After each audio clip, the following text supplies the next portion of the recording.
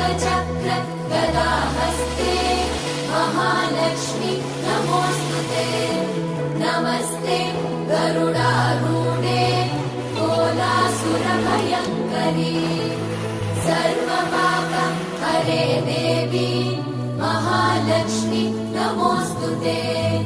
महादेव्यै च विद्महे विष्णुपत्नी च धीमहि तन्नो लक्ष्मी